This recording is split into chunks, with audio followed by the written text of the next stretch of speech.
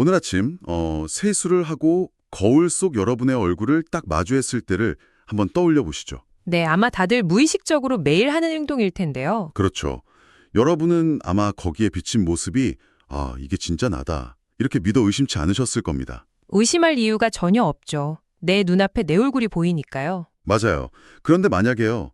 우리가 매일 들여다보고 안도하는 그 거울 속 모습이 사실은 철저하게 왜곡된 환상이라면 어떨까요? 오, 시작부터 굉장히 도발적인 질문인데요. 심지어 그 이미지가요. 우리 스스로를 편안하게 만들기 위해서 뇌가 생물학적으로 또 인지적으로 조작해낸 아주 정교한 거짓말이라면 말입니다. 와, 그렇게 들으니까 갑자기 오늘 아침에 본 제 얼굴도 좀 낯설게 느껴지네요. 오늘 우리의 지적 호기심을 자극할 이 심도 있는 대화는 바로 이 섬뜩하고도 매력적인 질문에서 출발합니다. 여러분, 환영합니다. 네, 반갑습니다. 우리가 매일 신뢰하는 시각적 데이터, 특히 그 거울에 비친 자신의 모습이라는 게 얼마나 취약한 환상일 수 있는지 짚어보는 건 정말 흥미로운 작업이죠. 오늘 다룰 문헌이 이 일상적인 착각을 아주 날카롭게 해체하고 있거든요. 네, 오늘 우리가 낱낱이 파헤쳐볼 자료는 바로 조덕근 목사님의 야고보서 1장 23절에서 25절 주석 에세이 거울의 허상과 율법의 실제, 자기 기만의 해체와 동행의 인지학입니다. 제목부터가 아주 묵직하죠. 인지학과 신학이 만나는 지점이랄까요? 그러니까요. 이번 깊이 있는 탐구의 핵심 미션은 크게 두 가지입니다. 첫째, 우리는 도대체 어떻게 그리고 왜 스스로를 기만하는가? 네, 자기 기만의 메커니즘이죠. 맞습니다. 그리고 둘째, 진정한 자유를 얻기 위해서 머리로 무언가를 이해하고 듣는 것을 넘어서 실제로 행동하는 것이 왜 인지심리학적으로 또 신학적으로 필수적인가? 핵심을 아주 정확히 짚어주셨어요. 이게 단순히 종교적인 이야기를 넘어서는 아주 보편적인 인간 본성에 대한 이야기거든요. 자, 이 내용을 하나씩 풀어보죠. 이 텍스트는 무슨 흔한 도덕책에 나오는 이야기가 절대 아닙니다. 인간의 뇌가 진실을 딱 마주했을 때 가해지는 인지적 과부하를 어떻게 회피하고 결국 가짜 자아에 안주해버리는지 그 정교한 메커니즘을 꼬집고 있거든요. 맞습니다. 그런데 이 텍스트가 제안하는 인지적 메커니즘을 제대로 이해하시려면요. 먼저 비유의 중심에 있는 거울. 이 거울이라는 사물의 물리적이고 역사적인 배경을 좀 짚고 넘어갈 필요가 있습니다. 텍스트가 쓰인 시대의 거울 말씀이시죠? 네네. 현대인들에게 거울은 유리 뒤에 은을 아주 매끄럽게 코팅해서 현실을 거의 100% 똑같이 복제하는 완벽한 도구잖아요. 그렇죠. 엄청 선명하죠. 모공까지 다 보이니까요. 맞아요. 하지만 텍스트의 배경이 되는 고대의 거울은 전혀 달랐습니다. 당시의 거울은 주로 청동이나 은 같은 금속 덩어리를 막 깎고 연마해서 만들었거든요. 금속을 직접 깎아서요? 아무리 표면을 매끄럽게 광을 낸다고 해도 지금 우리가 매일 보는 스마트폰 카메라나 화장실 거울처럼 쨍하고 선명하게 보일 수는 없었겠네요. 그렇죠. 불가능하죠. 표면의 굴곡이나 그 금속 특유의 색감 때문에 상이 꽤 일그러질 수밖에 없었고요. 굉장히 흐렸습니다. 약간 뿌옇고 일그러진 내 모습을 봐야 했겠네요. 네. 게다가 거울이라는 매체의 근본적인 한계가 있잖아요. 필연적으로 좌우가 뒤바뀐 이미지를 보여준다는 물리적인 반전도 존재하죠. 그렇죠. 좌우 반전. 그래서 고대인들이 거울 앞에서 마주했던 것은 온전한 실체가 아니었습니다. 그것은 실체에서 분리되어서 일그러지고 뒤집힌 텍스트의 표현을 빌리자면 굴절된 기호에 불과했죠. 굴절된 기호라. 단어가 확 와닿네요. 내 진짜 얼굴이 아니라 왜곡된 상징 같은 거라는 뜻이죠? 정확합니다. 여기서 매력적인 부분은 조덕근 목사의 텍스트가 이 고대 거울의 물리적 한계를 인간의 인지적 오류를 설명하는 아주 완벽한 메타포로 사용한다는 점이에요. 오, 거울의 흐릿함을 우리 뇌의 오류랑 연결했다고요? 네, 진리, 즉 말씀을 듣기만 하고 행동하지 않는 사람들은 바로 이 흐릿한 거울을 보는 것과 같은 상태에 놓인다는 겁니다.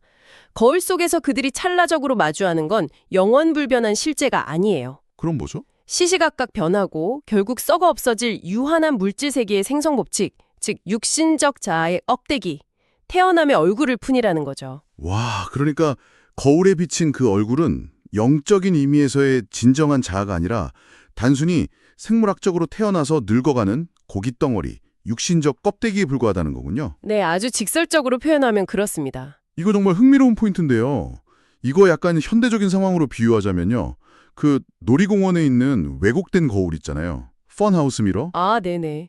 그 막 뚱뚱해 보이거나 다리 엄청 길어 보이게 하는 그 거울 말씀이시죠? 맞아요. 그러니까 이건 어두컴컴한 조명 아래서 그 펀하우스 미러를 보고 엄청 흐릿하고 비율도 귀괴한 셀카를 한 장 딱 찍은 다음에 그걸 들고 아, 이게 내 진짜 완벽한 모습이구나. 이렇게 굳게 믿어버리는 거랑 같네요. 하하, 네. 심지어 진짜 자기 얼굴보다 그 왜곡된 이미지를 더 사랑하게 돼서 그걸 꽉 쥐고 사는 현상이잖아요. 인하는 것.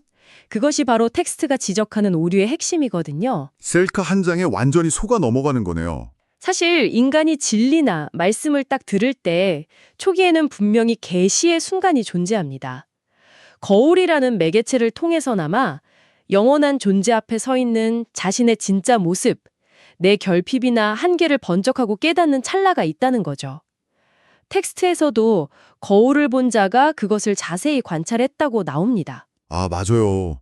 살면서 누구나 그런 번쩍하는 순간을 경험하잖아요. 좋은 책을 읽거나 엄청 깊은 통찰이 담긴 강연을 들었을 때 와, 내 삶의 문제가 이거였어. 나 정말 이렇게 살면 안 되겠다. 진짜 변해야겠다. 하고 뼈저리게 깨닫잖아요. 누구나 한 번쯤 겪는 아주 강렬한 경험이죠. 그런데 문제는 그 거울 앞에서 평생 살 수는 없다는 겁니다. 일상으로 돌아가기 위해 거울 앞을 떠나야 하는데 아니 왜 우리는 그 강렬했던 찰나의 깨달음을 끝까지 유지하지 못하는 걸까요? 그토록 명확하게 내 문제점을 봤는데도 말이죠. 그게 바로 핵심인데요. 거울 앞을 떠나는 바로 그 순간부터 우리 뇌에 아주 교묘한 인지적 메커니즘이 작동하기 시작합니다. 뇌가 무슨 짓을 하는 거죠? 깨달음을 얻었을 때 그것을 즉각적으로 실천이라는 물리적이고 구체적인 행동으로 고착시키지 않으면 어떻게 될까요? 우리 뇌에는 인지적 공백이 찾아옵니다. 인지적 공백이요. 네, 거울이라는 매개체와의 단절이 일어나는 순간 찰나적으로 포착했던 자기 존재의 참된 실상은 순식간에 휘발되어 버리죠. 자, 여기서부터 진짜 흥미로워집니다. 인지적 공백이라는 말을 조금 더 파헤쳐 볼 필요가 있겠어요. 왜 우리 뇌는 그 중요한 깨달음을 붙잡아 두지 못하고 그냥 텅 빈 공백 상태로 만들어버리는 걸까요? 심리학적인 관점에서 보면요. 우리 뇌는 극도로 인지적 편의를 추구하도록 설계되어 있습니다. 에너지를 아끼려고 하는 거죠. 아, 귀찮은 걸 싫어하는군요. 그렇죠. 거울 앞에서 마주한 자신의 진짜 모습, 즉 결핍투성이고 당장 뼈를 깎는 노력을 통해 변해야만 하는 그 불편한 진실을 계속 머릿속에 유지하는 건 유지하는 건 엄청 스트레스 받는 일이겠네요. 맞습니다. 엄청난 인지적 부하를 요구합니다. 에너지가 너무 많이 소모되는 고통스러운 작업이죠. 반면에 행동하지 않고 거울 앞을 딱 떠나버리면 뇌는 아주 영악한 선택을 합니다. 어떤 선택이요? 그 고통스러운 진실을 망각의 심연으로 쑥 밀어 넣어버리고요. 방금 전 호스트님이 말씀하신 그 펀하우스 미러의 가짜 이미지, 즉 결함은 없고 그럴싸해 보이는 태생적 자아의 껍데기로 그 공백을 싹 대체해버립니다. 와, 진짜 영악하네요. 그것이 뇌의 입장에서는 훨씬 편안하고 에너지가 덜 들기 때문이죠. 아, 완전히 이해가 됩니다.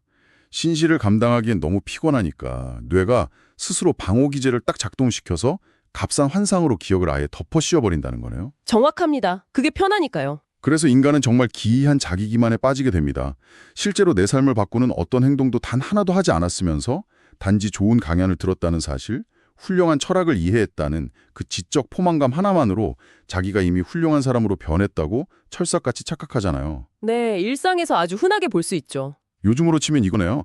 자기계발 유튜브 영상을 연달아 3편 딱 보고 나면 나는 소파에 누워서 과자만 먹고 있었는데도 마치 내일 아침 일찍 일어나서 세상을 확 바꿀 수 있는 사람이 된 것처럼 막 도파민이 도는 거예요. 그거랑 똑같네요. 나 자신이 변화한 것으로 착각하는 인지적 오류죠. 찔리는 분들 많으실 겁니다. 조덕근 목사의 텍스트는 이것을 율법의 온전함에 가닿지 못한 채 껍데기만을 쥐고 있는 성태라고 고발합니다. 그런데 이게 왜 단순한 착각을 넘어서 치명적인 비극일까요? 왜 비극인가요?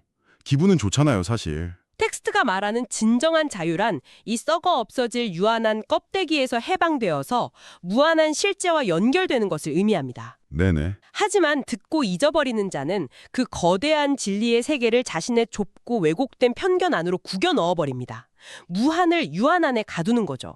자신이 만든 그럴싸한 가짜 이미지 속에 스스로를 가두게 됩니다. 아, 스스로를 가둔다. 문이 활짝 열려 있는데도 스스로 문을 걸어 잠그고 앉아있는 인지적 감옥의 수인이 되어버리는 겁니다. 와, 단지 듣고 고개만 끄덕이는 그 수동적인 행위가 결국 나를 가두는 감옥의 철장을 더 단단하게 용접하는 일이었다니 이거 정말 소름이 돋네요. 뼈아픈 진실이죠. 그렇다면 우리 논의를 다음 단계로 확장해 봐야겠습니다.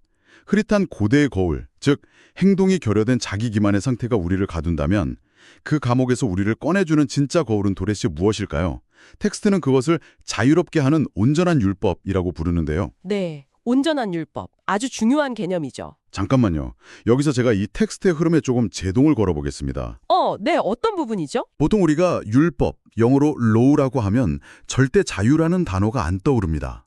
오히려 법정에서 판사가 망치를 쾅쾅 두드리는 엄청난 엄격함, 무언가를 정죄하고 통제하는 사법적인 규칙, 지키지 않으면 당장 벌을 받을 것 같은 죄책감이 먼저 떠오르잖아요. 그렇죠. 율법하면 보통 무거운 짐을 떠올리죠. 그러니까요. 이 숨막히게 엄격한 법이라는 개념이 도대체 어떻게 우리를 감옥에서 꺼내준다는 건지 솔직히 직관적으로는 전혀 납득이 가지 않거든요. 이 지점은 아주 중요한 질문을 던집니다. 우리가 율법이라는 단어에 대해서 조건반사적으로 느끼는 그 거부감과 선입견 있잖아요. 그걸 해체해야만 텍스트의 진짜 의도에 다가갈 수 있거든요. 아, 선입견을 버려야 한다? 네, 텍스트에서 조도급 목사가 말하는 온전한 율법은 단순히 인간을 옭아매는 사법적인 조문이나 도덕적 규칙의 나열이 절대 아닙니다. 신학적인 관점에서 하나님의 법은 곧 그 법을 만든 존재의 성품을 고스란히 반영하거든요. 법을 만든 자의 성품이요? 네, 그리고 그 궁극적인 성품은 다름 아닌 사랑이죠. 사랑이요? 다시 말해서 여기서 말하는 율법은 우리를 막 정죄하고 벌주기 위한 도구가 아니라 인간을 참된 자유로 이끌기 위해 고안된 거대한 사랑의 설계도와 동의어입니다. 율법이 곧 사랑이다. 엄청 엄격한 규칙 안에 사랑이 숨어 있다는 말씀이군요. 그런데 그걸 우리가 어떻게 인지적으로 받아들일 수 있을까요? 텍스트는 이 온전한 율법을 정면의 맑은 거울로 묘사합니다. 고대의 그 흐릿한 거울이 아니고요. 인간이 이 맑은 거울을 깊이 딱 들여다볼 때 아주 독특하고 역설적인 심리적 경험을 하게 되는데요. 어떤 경험이죠? 바로 두 가지 시선의 공존입니다. 두 가지 시선. 첫째, 이 거울은 티끌 하나 없이 밝기 때문에 나의 비참한 실상, 내가 얼마나 이기적이고 타락했으며 무능력한 존재인지를 아주 적나라하고 아프게 보여줍니다. 도저히 회피할 수 없는 엄격한 정죄의 시선이죠. 내 밑바닥을 다 봐야 하니까 엄청 고통스럽겠네요. 그렇죠. 하지만 둘째, 그와 동시에 거울 너머에서 흐르는 무한한 사랑과 수용의 시선을 마주하게 됩니다. 정죄와 수용이 동시에 온다고요? 네, 나를 꿰뚫어보는 그 엄격한 기준 너머에 그럼에도 불구하고 나를 용납하고 끌어안는 절대적인 사랑이 떡하니 버티고 있다는 것을 인지하는 겁니다. 아하. 만약 첫 번째, 그러니까 전자만 존재한다면 어떻게 될까요? 인간은 그 압도적인 공포와 수치심 때문에 감히 무언가를 실천할 엄두조차 내지 못합니다. 도망가고 싶겠죠? 맞아요. 뇌는 또다시 회피 기제를 작동시켜서 아예 거울을 깨버리거나 숨어버릴 겁니다. 하지만 이 적나라한 실패감과 완벽한 사랑을 동시에 마주할 때 심리학에서 말하는 완벽한 심리적 안정감이 형성됩니다. 심리적 안정감이요? 이 사랑이 실패에 대한 공포를 이겨내게 해주는 거죠. 도망치지 않고 그 거울 곁에 끝까지 머물면서 실제로 자신의 삶을 바꾸는 실천을 감행할 수 있는 동력과 인내를 공급하는 겁니다. 아, 두 가지 시선의 공존이라 나를 아주 발가벗기는 엄격함과 나를 완전히 무장해제시키는 사랑이 동시에 쏟아지는 거군요. 네, 바로 그겁니다. 이거 약간 뭐랄까 한여름에 엄청 강렬한 햇빛 같습니다. 햇빛이 방 안에 쏟아지면 공기 중에 떠다니는 수많은 먼지들이 적나라하게 다 보이잖아요? 아, 그렇죠. 평소엔 안 보이던 것들이. 네. 내 방이 얼마나 더러운지 뼈저리게 깨닫게 하는 엄청 엄격한 빛이죠. 하지만 동시에 그 빛은 내 몸을 따뜻하게 감싸주거든요. 먼지를 봤다고 해서 놀라서 도망치는 게 아니라 그 따뜻함 속에서 기꺼이 빗자루를 들고 청소를 시작할 수 있는 용기를 주는 거네요. 와, 빗자루 비유 너무 완벽한데요. 빛과 따뜻함의 공존? 그렇다면 이 모든 게 도대체 무슨 의미일까요? 텍스트가 묘사하는 인간의 상태를 보면 진짜 절망적일 정도입니다. 태초의 범죄로 인해서 전적으로 타락했고 스스로 진리를 행할 능력이 완전히 상실된 상태라고 하잖아요. 네, 신학적으로 전적 타락이라고 하죠. 방금 그 사랑이 실천의 동력이 된다고 하셨지만요. 아니, 내 안에 엔진 자체가 망가져서 한 발짝도 움직일 수 없는 아주 근본적인 무능 상태라면 도대체 어떻게 구체적인 행함으로 나아가라는 건가요? 이건 뭐 엔진 다 타버린 자동차한테 내가 널 사랑하니까 이제 굴러가 봐 하는 거랑 다를 게 없지 않나요? 하하, 엔진 다 타버린 자동차. 이것을 더 큰 그림과 연결해 본다면요. 바로 이 대목이 조덕근 목사의 텍스트가 지닌 가장 깊은 역설이자 철학적 백미입니다. 역설이요? 네, 방금 말씀하신 엔진이 고장난 자동차의 비유가 훌륭한데요. 텍스트가 요구하는 실천의 메커니즘은 내가 스스로 그 고장난 엔진을 뚝딱 고쳐서 엄청난 속도로 달려나가라는 게 절대 아닙니다. 그럼 뭐죠? 고쳐서 달리는 게 아니라면요? 기존의 도덕적 관점에서는 행동이라는 걸 나의 탁월함이나 내 의지력을 증명하는 수단으로 여깁니다. 내가 이만큼 해냈다 하고요. 하지만 이 텍스트에서 말하는 실천의 첫 단계는 오히려 철저한 무력함의 인정입니다. 무력함의 인정? 나는 할 수 없다고 항복하는 거군요. 네, 심리적 메커니즘으로 다시 설명해 볼까요? 인간은 그동안 가짜 거울 앞에서 완벽해 보이는 자신의 그 환상을 방어하고 유지하는 데 거의 100%의 인지적 에너지를 쏟아붓고 있었습니다. 아, 척하느라 바빴던 거네요. 그렇죠. 그런데 맑은 거울 앞에서 나의 철저한 무능함을 뼛속 깊이 인정하는 순간 그 환상을 방어하던 엄청난 에너지가 일순간에 노연합니다. 뇌의 대역폭이 싹 비워지는 거죠. 와, 껍데기를 지키려던 발버둥을 딱 멈추니까 비로소 내 안에 빈 공간이 생긴다는 거군요. 바로 그겁니다. 빈 공간. 내가 완전히 무능하다는 것을 인정하고 그저 거울 너머의 사랑에 전적으로 의지해서 아주 작고 무력한 발걸음 하나를 내디디게 하는 그 빈 공간. 놀랍게도 그 빈 공간을 비집고 신의 능력이 개입합니다. 신의 능력이요? 네, 내가 능력을 쥐어짜내서 행하는 것이 아니라 나의 텅 빈 행위 위에 하나님의 거대한 임재가 고스란히 겹쳐지는 겁니다. 완전히 오버랩되는 현상이죠. 오버랩 된다. 호스트님이 아까 엔진이 망가진 자동차를 말씀하셨는데 이건 망가진 엔진을 억지로 뒤에서 밀고 가는 게 아니고요. 내가 운전대에서 아예 손을 딱 놓고 견인차에 줄을 거는 행위와 같습니다. 아, 견인차요? 네, 나는 그저 줄을 걸었을 뿐인데 차가 앞으로 나아가는 기적. 그것이 이 텍스트가 말하는 진짜 실천의 메커니즘입니다. 와, 주체성의 포기가 곧 진정한 행동을 만들어낸다는 엄청난 역설이네요. 그러니까 내가 무언가를 훌륭하게 해내는 게 아니라 신이 일하실 수 있도록 내 자아를 치워버리는 행위 자체가 여기서 말하는 실천이라는 뜻이군요. 맞습니다. 그래서 텍스트 후반부에 등장하는 이런 구절이 있어요. 그 행하는 일에 복을 받으리라. 이 성경 구절은 완전히 새로운 차원으로 재해석되어야 합니다. 복 받는다는 게 돈 많이 번다는 게 아니겠네요. 절대 아니죠. 여기서 말하는 복은 세상이 흔히 말하는 물질적인 부, 성공, 혹은 윤리적 완성을 이뤘다는 자기만족이 아닙니다. 복의 근원이신 절대자와 철저하게 연결되어서 삶의 한계 속을 함께 걸어가는 것, 즉 동행의 복입니다. 동행의 복, 같이 걸어간다. 네. 실천하는 자는 그 무력한 순종의 과정 속에서 친히 임재하시는 신과 접속하는 기쁨을 누리게 됩니다. 반대로 실천하지 않는 자는요? 반대로 생각해보죠. 말씀을 듣기만 하고 실천하지 않는다는 것은 단순히 그 사람이 좀 게으르다 이런 뜻이 아니에요. 그것은 자신의 삶 속에 신의 임재가 결합할 빈 공간을 단 한 치도 내어주지 않았다는 뜻입니다. 꽉 막혀 있다는 거네요, 내 자아로. 그렇죠. 결국 신과 철저히 단절된 채 아까 우리가 초반에 말했던 그 유한하고 왜곡된 자아의 껍데기만 꽉 껴안고 영원한 고립 속에서 죽어가는 것.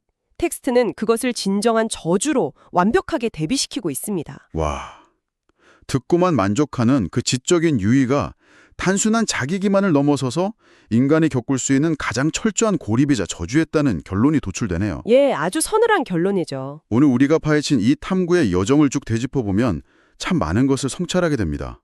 우리는 그동안 너무나 쉽게 인지적 편의에 타협하면서 살아왔습니다. 누구나 그러니까요. 진리나 지식을 머리로 이해했다는 그 지적 쾌감을 내가 진짜 변했다는 증거로 착각하면서 왜곡된 펀하우스 미러 속에 내 가짜 모습을 껴안고 안도했죠. 하지만 조덕근 목사의 텍스트는 그 알량하고 거짓된 거울을 미련 없이 깨부수라고 말합니다. 산산조각 내야죠. 우리는 정면의 맑은 거울, 즉 나를 엄청 아프게 발가벗기지만 동시에 무한한 안정감을 제공하는 그 사랑의 율법 앞을 떠나서는 안 됩니다. 맞습니다. 내가 완벽한 도덕군자라서가 아니라 내 엔진이 완전히 망가져서 스스로 아무것도 할 수 없기 때문에 오히려 그 무력함에 기대어 기꺼이 운전대에서 손을 놓고 조수석으로 물러나 첫 발을 내딛는 것. 그때 비로소 동행이라는 진짜 자유와 복이 시작된다는 것을 우리는 오늘 확인했습니다. 정말 완벽한 요약이네요. 그렇다면 이제 청자 여러분께 묻고 싶습니다. 여러분의 삶을 한번 찬찬히 들여다보시죠. 단지 어떤 훌륭한 진리나 지식을 돋고 고개만 크게 끄덕인 채 흐릿하고 왜곡된 거울 속 내 모습에 만족하며 멈춰서 있는 삶의 영역은 어디인가요? 머리로는 모든 것을 다 통달했다고 믿지만 정작 손과 발은 굳어버린 채 여러분 자신을 좁디 좁은 인지적 감옥에 꽁꽁 가둬두고 있는 그곳은 어디입니까? 우리가 오늘 나눈 논의를 조금 더 우리 삶의 실질적인 영역으로 확장하면서 마무리하고 싶습니다. 우리는 본능적으로 행동이나 실천이라는 것을 나의 우수함, 나의 도덕적 능력을 세상에 증명하는 수단으로 생각하며 살아갑니다. 그래서 완벽하게 해내지 못할 것 같으면 아예 시작조차 하지 않고 회피해버리죠. 상처받기 싫으니까요. 하지만 오늘 우리가 마주한 진실은 전혀 다른 이야기를 들려줍니다. 실천이라는 것은 역설적이게도 나의 유능함을 증명하는 무대가 절대 아닙니다. 그럼 뭐죠? 오히려 나의 철저한 무능함을 시인하고 내 팍팍한 삶 속에 무한한 사랑과 초월적인 개입이 쑥 들어올 수 있도록 빈 공간을 만들어내는 가장 겸손하고 위대한 항복의 작업입니다. 위대한 항복. 그렇다면 여러분께 마지막으로 이 질문을 던지고 싶습니다. 만약 행동이라는 것이 내 능력을 증명하는 것이 아니라 위대한 동행을 위한 빈자리를 기꺼이 내어드리는 용기라면 당신은 오늘 그 거대한 사랑과의 동행을 시작하기 위해 어떤 무력하지만 용감한 첫발걸음을 내디디시겠습니까? 어둠 속에서 흐릿하게 찍힌 가짜 셀카 한 장을 꽉 움켜쥐고 평생을 자기 기만 속에 살 것인가? 아니면 내 치부를 다 드러내는 맑은 거울 앞을 떠나지 않고 나를 이끄는 거대한 사랑과 함께 진짜 길을 걸어갈 것인가? 선택은 오로지 우리의 몫인 것 같습니다. 네, 그 용기 있는 선택을 응원합니다. 오늘 이 심도 있는 대화가 여러분의 내면에 단단하게 굳어있던 자기 기만의 벽에 작은 균열을 내기를 바랍니다. 스스로에게 묵직한 질문을 던지며 당신만의 해답 그리고 당신만의 행동을 찾아보시길 응원합니다. 다음 시간에도 우리의 인식을 확장시켜줄 아주 흥미로운 문헌과 함께 다시 이 자리로 돌아오겠습니다. 함께해 주신 여러분 진심으로 감사합니다.